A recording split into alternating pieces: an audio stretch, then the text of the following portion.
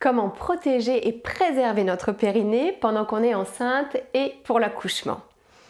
Notre périnée, c'est celui qui soutient nos organes internes, qui soutient notre bébé et qui le laisse passer le jour de l'accouchement. Ce qu'on vise, c'est d'avoir un périnée qui est à la fois tonique et souple. Tonique pour qu'il puisse soutenir nos organes internes, le poids du bébé. Souple pour qu'il puisse s'étirer le jour de la naissance pour laisser passer le bébé.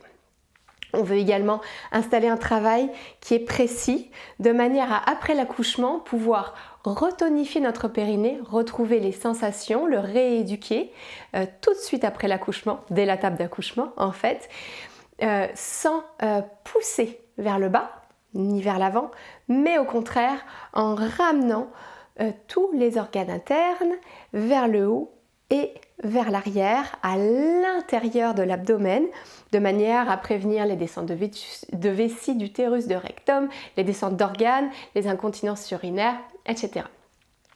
Donc, on va pouvoir se préparer grâce au yoga prénatal en travaillant notre périnée d'une manière précise dans l'expiration. Il y a 3 phases pour travailler avec le périnée que je vous donne maintenant.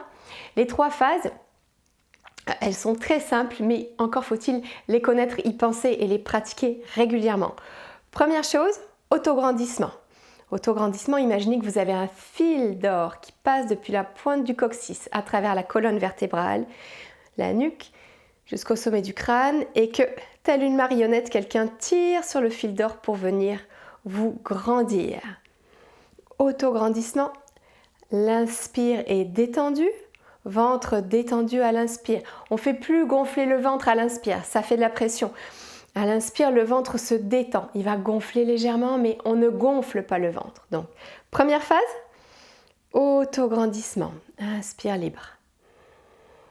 Deuxième phase, on resserre le périnée. Imaginez vos 3 orifices, ressentez vos 3 orifices. Anus, vagin, urètre.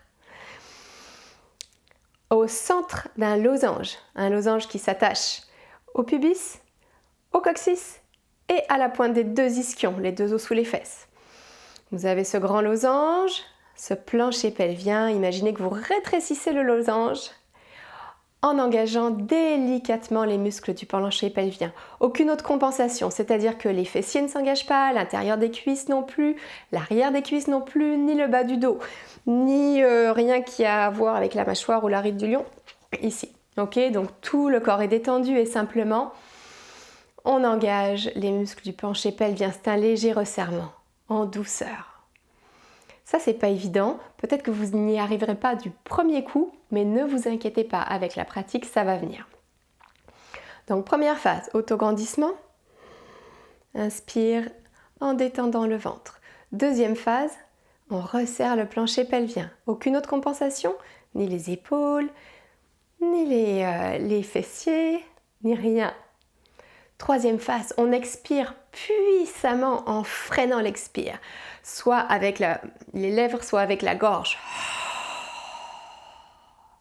En même temps qu'on expire puissamment, on continue à se grandir. Les épaules sont toujours détendues et on continue à pousser le sommet du crâne vers le plafond comme si on voulait toucher le plafond avec le sommet du crâne. Et ensuite, on relâche doucement l'abdomen, le plancher pelvien en douceur. Et on va recommencer. Première phase, autograndissement. Inspirez en douceur. Deuxième phase, on resserre le plancher pelvien sans compensation. Troisième phase, expire puissamment.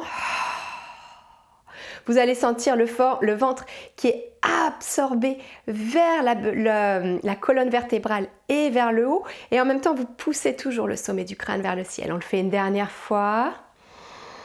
Autograndissement, inspire libre. Plancher pelvien en douceur. Expire, on se grandit.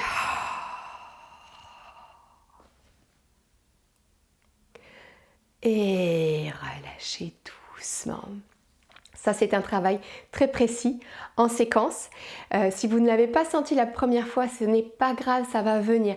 Il faut vraiment le faire plusieurs fois, le pratiquer, être constant et ça va vous permettre de développer une conscience très fine de ce qui se passe au niveau du plancher pelvien et de travailler dans le bon sens.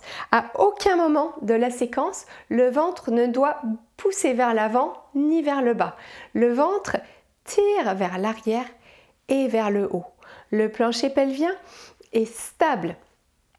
Et les abdominaux, les muscles expirateurs, le muscle transverse qui est ici, permet de pousser ici, de tirer vers l'arrière et vers le haut en se grandissant. Ça, c'est la base du travail du plancher pelvien, ainsi que la détente, l'étirement. On le travaille en posture de yoga dans différents placements, différentes postures où on peut venir relâcher, détendre totalement notre plancher pelvien afin de pouvoir l'assouplir. Si vous voulez en savoir plus, vous pouvez vous connecter sur mon cours virtuel de yoga prénatal.